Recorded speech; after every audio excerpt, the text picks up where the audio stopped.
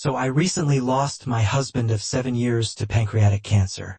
He was diagnosed 3 years ago, and 4 months back he finally passed away. It's been difficult for me, and right now it has become even more difficult because I have had to cut off my stepdaughter too. That's what I'm here to talk about. A little about my relationship with my stepdaughter. She and I have had a very strained relationship right from the beginning. She has never liked me because when my husband introduced her to me, she was just 10 years old and still grieving the loss of her biological mother. My stepdaughter, Caroline, made it very clear that she did not like me. But even then, my husband and I got married after 2 years of dating. My husband and I hadn't even met until 3 years had passed since his ex's demise in an unfortunate accident. But still, for some reason, Caroline and her maternal grandparents, Bob and Marie, thought that it was too soon for my husband to have moved on. Naturally, none of them liked me. Since Caroline also spent a lot of time with her grandparents, she grew to dislike me even more, with the backing of her grandparents. Unfortunately, it's not like we could cut Bob or Marie off because, after his ex had passed away, they had been very supportive of him and had helped him raise Caroline while he was busy working. Since he had been in between jobs when his wife had passed away, his finances had also taken a serious hit, even with the survivor's benefits. Whether he liked it or not, he was indebted to his in-laws and we had to tolerate them. Besides, Caroline loved them, and we thought it would be unethical and inhumane to snatch them away from her after they had just lost their daughter. I knew that they didn't like me, but I learned to put up with them as well because I knew all the history. For what it was worth, I knew that my husband would always stand up for me and fight for me, whether it was with Caroline or with his in-laws, but his hands were tied. He couldn't do anything about the situation. So we just had to deal with it the best we could after I had moved in with him.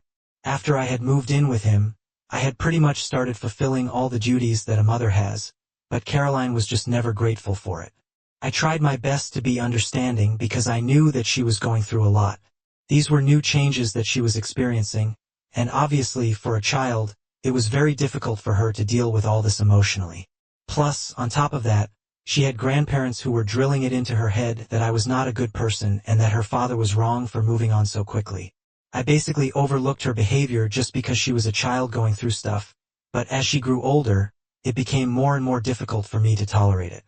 There would be frequent fights in the house just because Caroline refused to be respectful towards me, even though I had tried my best to be kind to her. My husband tried his best too, but eventually, we just had to accept that she wasn't going to behave herself. No amount of threatening or scolding her worked, and she would constantly hit back at me, telling me that I was not her real mother and intimidating her dad by telling him that she would speak to Bob and make him file for full custody of her, and then she would be taken away from him forever. It was all just really messed up, but thankfully, she seemed to calm down a bit around the time she started high school, probably because she was more into spending time with her friends than her family. So, we were able to come to a place of indifference to each other. I still fulfilled all the duties of a mother, but I stopped expecting anything out of Caroline, and she stopped being outright hostile to me, but she was still very cold. I just figured that this was as good as it was going to get, so it was fine. Then 3 years ago, my husband was diagnosed with cancer, and our lives turned upside down because it was pancreatic cancer, one of the most dangerous forms. We started treatment immediately, and for a year he was able to work. But then, he started falling sick and eventually had to quit his job. So, I had to step up and start handling all the finances. Luckily, we had our savings to fall back on, and my in-laws were also very helpful while taking care of him. Insurance covered his treatment, but there were also a lot of out-of-pocket expenses that we had to deal with, including Caroline's tuition. Even though her father was suffering, she had decided that she was going to go to college out of state. We had tried to explain to her that money was tight, so we would be really grateful if she could go to college nearby, but she refused to compromise her education. It was really difficult for my husband to deal with that, so I just figured that I would handle the situation myself. I told her that I would cover her tuition if she promised me that she was not going to create any trouble for her father because he was already suffering physically. I did not want him to feel emotionally hurt, and for that, I was willing to do whatever it took, even if it meant striking a deal with Caroline. She took me up on the offer, and just because I was in a position to do so, she decided that she was going to stay in an apartment near her campus instead of the on-campus accommodation that the college offers.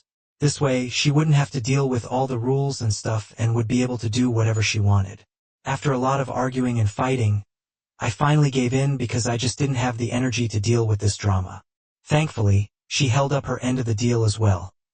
She did not create any more trouble for her father, and in fact, she was actually pretty nice to him afterward. I don't know if that was because of the deal or because she genuinely felt bad for her father, but whatever it was, it made my husband happy in his last few days because he thought that his relationship with his daughter was finally improving. Now, he never found out about the deal or about the fact that I was paying her tuition. He passed away knowing that it was Bob and Mary who were covering it all. It didn't make sense to bring it up to him because that would only hurt him anyway. It's been 4 months since he passed away, and on the day before his funeral, something very strange happened.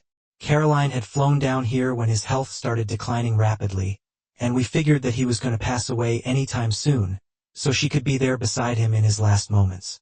A week later he was gone, and for that 1 week, she had done her best to ignore me and so had I. It was our usual routine, but then, on the day before his funeral, she finally came up to me and broke down in my arms. I was already struggling emotionally because I had just lost the love of my life, and then when Caroline came to me, I ended up crying along with her. I don't know what happened to me. I just forgot everything that had happened in the past because, at that moment we were both just heartbroken. I thought that it was a real and genuine moment, but now I'm not so sure anymore. I'll come to that later, but anyway, after that incident, she started being more nice to me. In fact, after crying, she actually apologized to me for everything that she had put me through and told me that she had no right to behave that way. She told me that the deal didn't even matter to her. She was just scared of what was going to happen if nobody helped her out with the college because she really wanted to go to college out of state. Her only reason was that she wanted to be away from her father, who was slowly dying.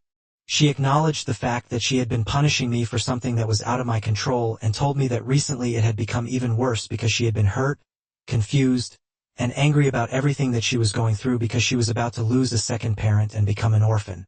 She was terrified of everything, and that's why she had been lashing out at me even more, forcing me to pay for stuff and then behaving badly with me just because she could.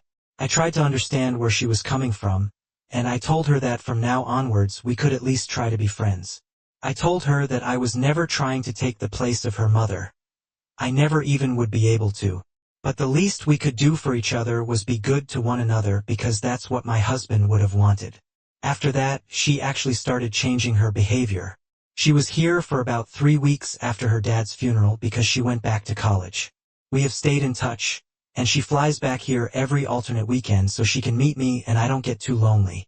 I thought that things were genuinely changing, but then last week, I found a letter, and that just ruined everything for me. I had gone to her room for something while she was in the shower, and it was sticking out of her bag because she hadn't zipped it properly. Obviously, I instantly recognized my husband's handwriting, even though it was scrolled all over since he had written it when he was sick. I couldn't help myself, and I knew it was an invasion of her privacy, but I decided to take it out and read it. It was all crumpled and stuff, but I could still make out everything that was written. Basically, in that letter, my husband had been addressing Caroline and had told her that he was glad she was trying to make amends with him while he was sick and putting aside all the past bad blood. The first paragraph was just about the two of them, but in the second paragraph, he said that just as she had decided to make amends with him, he wanted her to try and fix things with me too. He mentioned that after he had fallen sick and had to quit his job, he couldn't afford to save up for her. Even though Bob and Mary were willing to take care of her right now, they wouldn't always be around.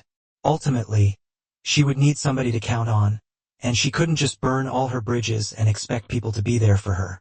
So, he advised her to make things right with me and told her that after he was gone, he would really like for her to build an emotional connection with me as well because I was a really good person.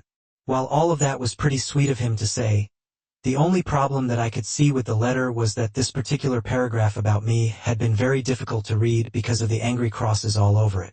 One look at that part told me that she had obviously been pretty upset when she had been reading that letter, which is why she had then felt the need to start crossing it all out angrily. The paper was torn in certain places because of that, but in spite of crossing it out, she had still decided to come to me and follow her dad's advice. The only problem was, after reading that letter, I couldn't tell if she was trying to make it right with me because she wanted to, or because she had realized that now that her father was gone, she wouldn't have anybody to rely on financially. She already knew that she couldn't rely on Bob and Mary because they hardly had any money of their own.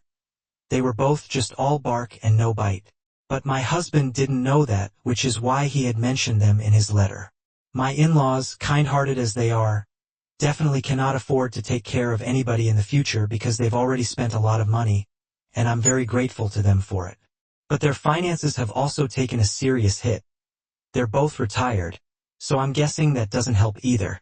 Caroline must have done the math as well, which is why she decided to come to me, or at least that's what I think. I know for a fact that my husband did not have any bad intentions while writing her that letter. Mostly because it wasn't actually true. My husband had not passed away without leaving anything behind for his daughter.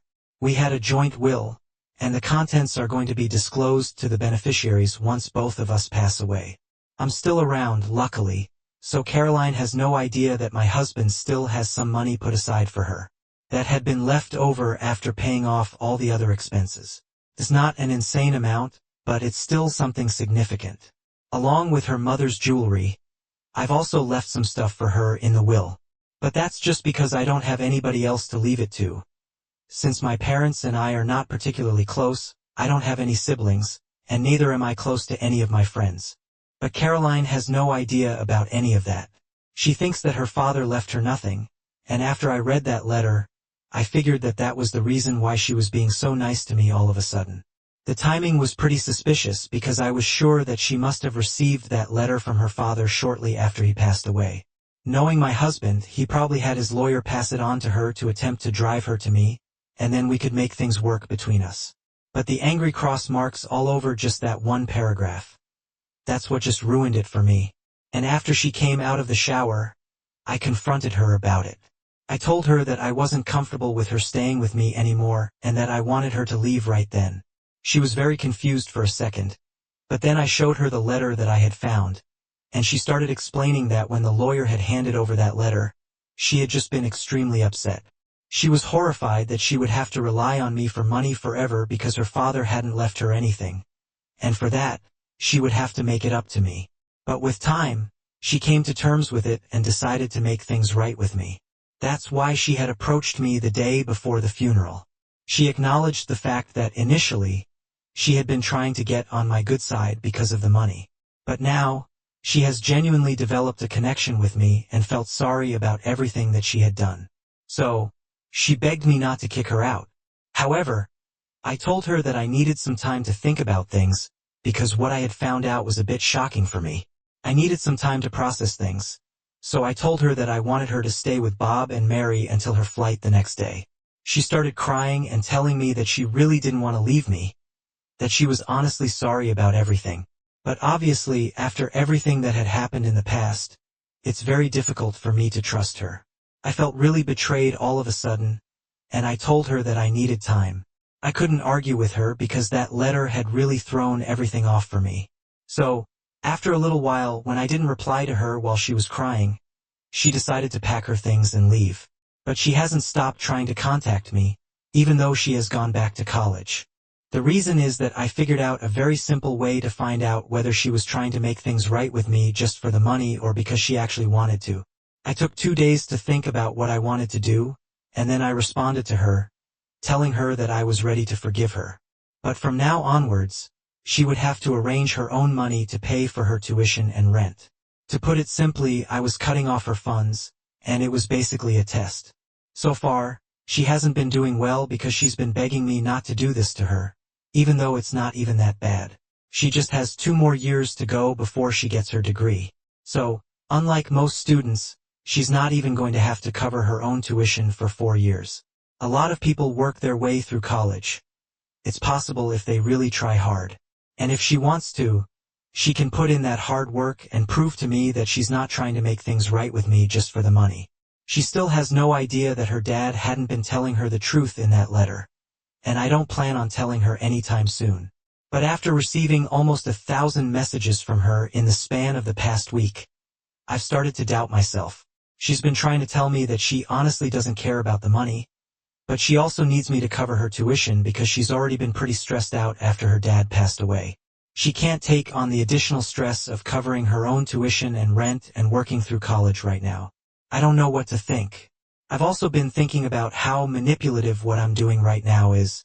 It's not like I was having an easy time after my husband passed away. This is making everything even worse for me emotionally. I'm lost. I don't know what to think of myself. ITA for refusing to cover my stepdaughter's tuition and rent after my husband passed away? Edit. I've been noticing a lot of hate comments against my late husband because of the letter that he wrote. I don't know what to tell you, but after spending so many years of my life with him, I can assure you people that his intentions were not bad.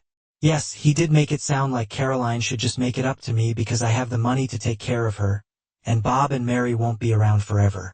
But I know that he didn't actually mean it that way. He was just trying to show her the practical side of things. And in my original post, I also mentioned that he had said that I'm a wonderful person.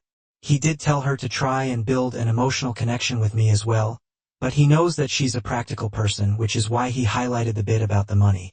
It was quite sneaky of him to make it look like he had left nothing for her when it was true, but he was just looking out for both of us after he was gone. I'm sure it couldn't possibly have been easy for him because he knew that he was going to leave behind his daughter as an orphan. I didn't mention this in my original post because I did not think it was relevant, but he had also expressed how apologetic he felt. For him, I had to give up the idea of having more kids because we were having a lot of trouble with Caroline as it is.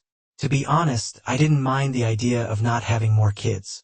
I hadn't been W for marriage or kids in the first place. But that changed when I met my husband. He knew that, but even then, he had told me that he felt bad about leaving me behind with nobody to support me. Since if we had children of our own, at least they would have tried to be there for me. But I just had Caroline, who hated me, which is why I know that he only had our best intentions at heart when he had been writing that letter. He just wanted to get Caroline to apologize to me and fix things with me somehow. So, I'm not going to hold him responsible for anything. Whatever is going wrong right now is because of Caroline's behavior in the past. She apologized and I did forgive her and we had a good thing going on for a while. But then, the history that we have cannot be erased all of a sudden. And no matter how hard I try, I can't get all the doubts out of my head, especially not after I saw how angrily she had crossed out that paragraph from the letter. I don't know how much bitterness and resentment she had within her that she couldn't even stand the fact that her father had said good things about me. So much so that she felt the need to do something about it physically and cross that paragraph out. Anyway, I've done whatever I had to do, and I would just really appreciate it if people did not target my husband here. Now, that's all that I really wanted to say. Thank you. Update 1. Hi. It's been 2 weeks since I posted. I have spoken to my parents, and I've spoken to a couple of my friends about whatever I'm going through. Of course, I've also read the comments here. Initially, I was skeptical about speaking to my loved ones about this because I didn't want them to think badly of me. I thought I was being extremely manipulative and evil. But then I realized I didn't want to suffocate myself under this burden either. So, I opened up and they actually told me that what I was doing was actually pretty reasonable. If she really wanted me to be a part of her life, they said, she would understand where this was all coming from.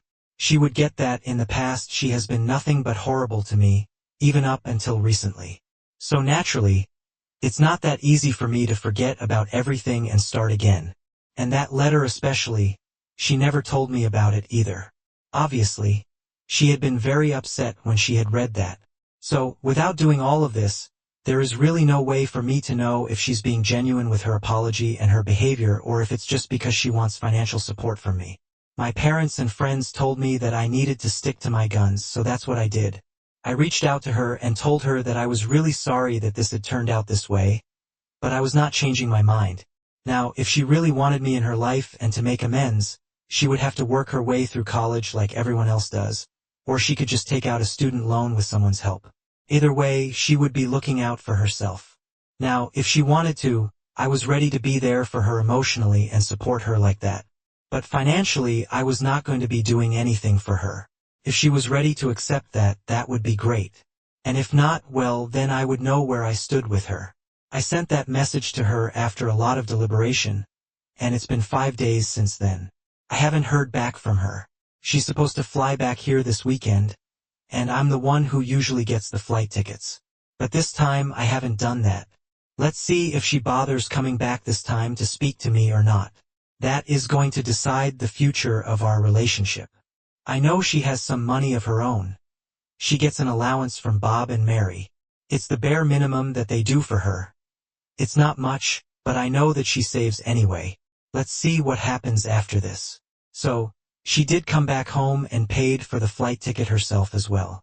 She showed up at the house after returning from the airport, and she was in tears as soon as I opened the door. When she started crying, she immediately hugged me, and I didn't know what to say.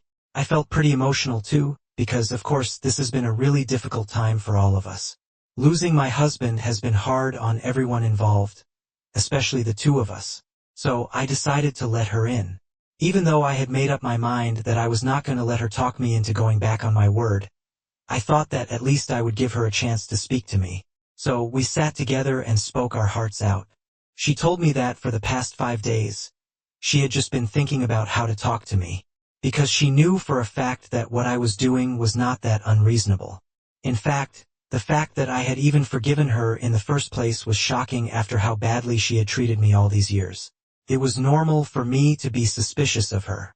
Given the fact that she had taken out her anger on the letter, especially the paragraph about me, after having seen that, anybody in their right mind would have their doubts. So, she couldn't even blame me for doing what I did. But at the same time, she also felt like everything was falling apart. The past couple of days had been very difficult for her. But ultimately, she had been able to come to terms with the fact that what I was doing was maybe not the best thing for her, but it was definitely the best for me. And she couldn't hold that against me because so far, I had always done everything in my power to make sure that everyone around me was happy. I deserved this, and so did she. She told me that she hadn't replied in the past 5 days because she needed time to think about what she wanted to say and how she wanted to put it. So, she had waited until we were in person, just so we could communicate better. And now that she had told me what she wanted to do, I offered to help her out until she found a job. I came clean to her that her father had actually not been completely honest in the letter. I told her that he actually had left some money for her, so she could use that until she found something. But she refused, saying that she needed to do this on her own. I was actually kind of proud of her for coming to this realization on her own. And we spent the weekend peacefully. Hopefully, the next time that she comes home, she'll have some interviews lined up. I'm keeping my fingers crossed and hoping for the best. Update 3. Hi. So it's been 3 days since my last post. Today, Bob and Mary called me up and started cursing at me out of the blue. They started accusing me of being selfish and told me that I had no right to keep all the money to myself, and forced Caroline to get a job to pay for college. I tried to tell them that I didn't force her to do anything. I even offered to help her out with the money that her father had left her until she found a job. But they just kept screaming at me, so I just hung up and blocked them. Then, I called Caroline to figure out what was going on because this was unexpected. I didn't accuse her of anything. I was just curious. After speaking to her, I realized that she had just mentioned the fact that she was looking for jobs to them very casually because she had decided that she was going to cover her own expenses. They had offered to increase her allowance, but she refused, saying that she needed to do this on her own. Obviously, she was trying to become a better person, but Bob and Mary didn't take it that way. They instantly jumped to the conclusion that I must have forced her into this and are currently demanding that I help her out, just like I have been for the past 2 years. I don't think that I owe them an explanation for this. This is between me and Caroline, and if she's fine with this arrangement, I don't care what they think about it. So, I'm keeping them blocked. Caroline has told me that she's really sorry about the misunderstanding and that she's going to try and get them to apologize to me. But I told her not to bother because I don't even want them to speak to me. Anyway, at least this is not going to affect my relationship with Caroline, since it's just started getting better. As for Bob and Mary not speaking to me again, I honestly couldn't have asked for anything better.